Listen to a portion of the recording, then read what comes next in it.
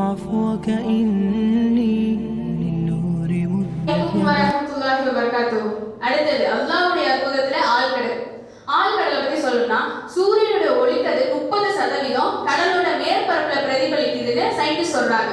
சூரியனோட ஒளி நிறத்தை நம்ம கடல் உள்வாங்கிக்குது. முதல்ல சிவப்பு நிறத்தை 10 மீட்டர்ல இருக்குது, அடுத்தது மஞ்சள் நிறத்தை 50 மீட்டருக்கு இருக்குது, அடுத்தது பச்சை நிறத்தை 100 மீட்டருக்கு இருக்குது, கடைசியா தான் ஊதா நிறத்தை 200 மீட்டருக்கு சூரியன்ல இருந்து கடல் இழுத்துக்குது. அதனாலதான் நம்ம கண்ணுக்கு கடல் ஊதா நிறமா தெரியுது.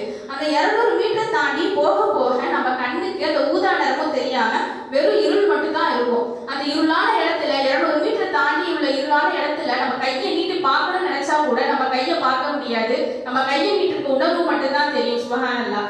அதே போல இது சூரத்துல் நூர்ல 1400 ஆண்டுகளுக்கு முன்பாகவே அல்லாஹ் ஆழ்கடல் இருள் இப்படிதான் இருக்குங்கிறதுக்கு நமக்கு சொல்லியிருக்கான். இது ஆராய்ச்சியாளர்கள்லாம் இந்த 200 மீட்டர் தாண்டி ஆராய்ச்சி செய்யும், 2000 மீட்டர் தாண்டி ஆராய்ச்சி செய்யும் போது இந்த மாதிரி உயிரினங்கள்லாம் வாழ்ந்து கொண்டு தான் இருக்குது.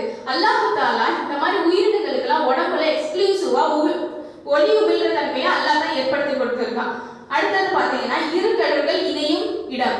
2 கடல்கள் இணையும் இடத்துக்கு அல்லாஹ் ஒரு நீர்த்தடுப்பு ஏற்படுத்தியிருக்கான். இதனால ஒவ்வொரு கடலும் தன்னோட தட்பவெப்பநிலை, உப்பின் தன்மை, அடர்த்தி இதெல்லாம் பாதுகாக்கிறதுக்கு உதவியா இருக்குது. இதுல ஒரு கடல் சுவையாகவும் ஒரு கடல் உப்பாகவும் இருக்குங்கிறத சூரத்துல் அர்-ரஹ்மான் சூரா ஃபுர்கான்ல அல்லாஹ் இதை பத்தி பேசியிருக்கான். 2 கடலுக்கும் நடுவே நீர்த்தடுப்பு, கண்ணுக்கு தெரியாத ஒரு நீர்த்தடுப்பு அல்லாஹ் ஏற்படுத்தி கொடுத்திருக்கான். இதனால இது 2 கடலுக்கும் உள்ள தனித்தன்மையில் எந்த மாற்றமும் இருக்காது.